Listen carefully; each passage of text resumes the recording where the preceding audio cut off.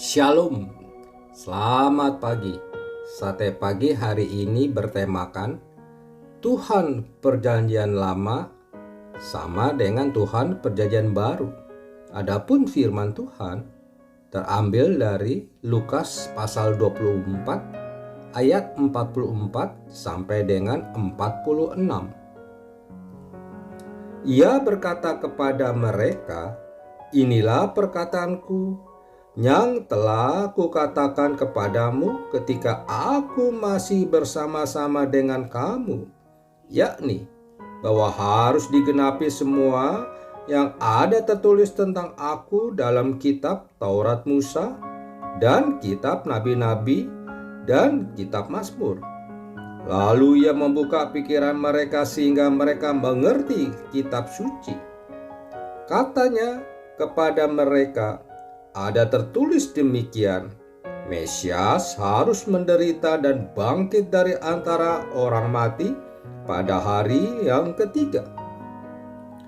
Markion hidup di tahun 80 sampai dengan 160 Masehi adalah seorang pengajar sesat yang ajarannya sangat dipengaruhi oleh ajaran Gnostik, sebuah ajaran sesat yang sangat subur pada awal-awal kelahiran gereja.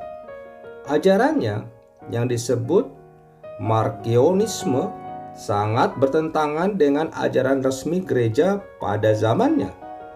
Markion adalah orang yang pertama kali mendirikan gereja lain di samping gereja yang resmi.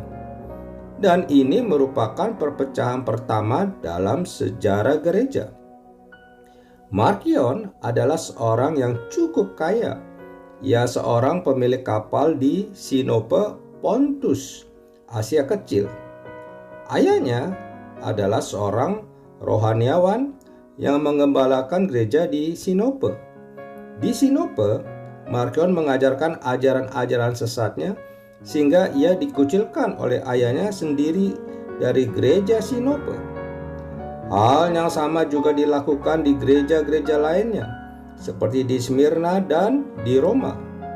Akibatnya, ia pun diusir dari kedua gereja tersebut. Kemudian ia mendirikan gerejanya sendiri dan berhasil mendapatkan banyak pengikut. Gereja Markion dapat bertahan sampai abad ke-10 Masehi, jauh setelah kematiannya.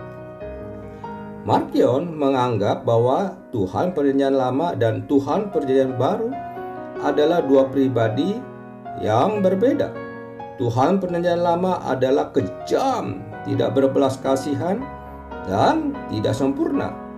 Dialah yang menciptakan dunia yang kurang sempurna ini. Dia juga yang memberikan hukum Taurat kepada Musa, yakni hukum yang terlalu berat dan yang tidak mungkin dapat dilaksanakan oleh manusia. Dialah Tuhan yang berkata, "Kasihilah sesamamu dan bencilah musuhmu. Gigi ganti gigi, mata ganti mata, nyawa ganti nyawa." Tuhan ini adalah Tuhannya orang Yahudi. Tuhan Perjanjian Baru adalah Tuhan yang baik dan penyayang. Tuhan Perjanjian Baru inilah yang diperkenalkan oleh Yesus. Yesus diutus ke dunia oleh Tuhan Perjanjian Baru untuk membawa cinta kasih kepada manusia. Tuhan Perjanjian Baru ini tidak mempunyai kaitan dengan Tuhan Perjanjian Lama.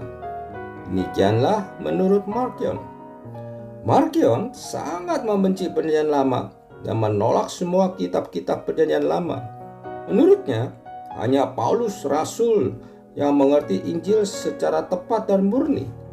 Injil yang benar menurutnya adalah Injil Lukas, tetapi dengan membuang pasal 1 dan pasal 2.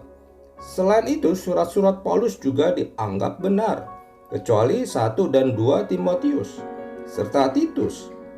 Akan tetapi, sekalipun Injil Lukas dan surat-surat Paulus diterima, hal-hal yang berbau Yahudi di kitab-kitab tersebut dihapuskan. Harus diketahui, kita tidak bisa mengerti Perjanjian Baru tanpa mengerti Perjanjian Lama. Hanya Dengan memahami perjanjian lama lah kita dapat memahami perjanjian baru. Tanpa perjanjian lama tidak ada perjanjian baru.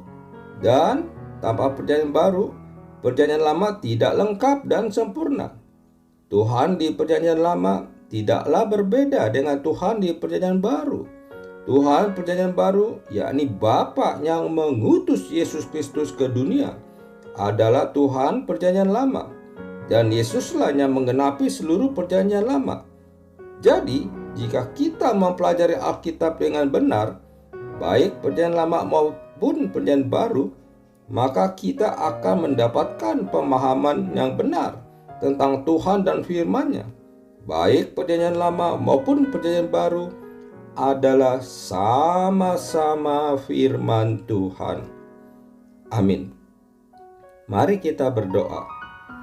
Bapa surgawi, biarlah aku mempelajari seluruh firman-Mu baik perjanjian lama maupun perjanjian baru, sehingga aku dapat memahami karya-Mu yang besar. Di dalam nama Tuhan Yesus aku berdoa. Amin.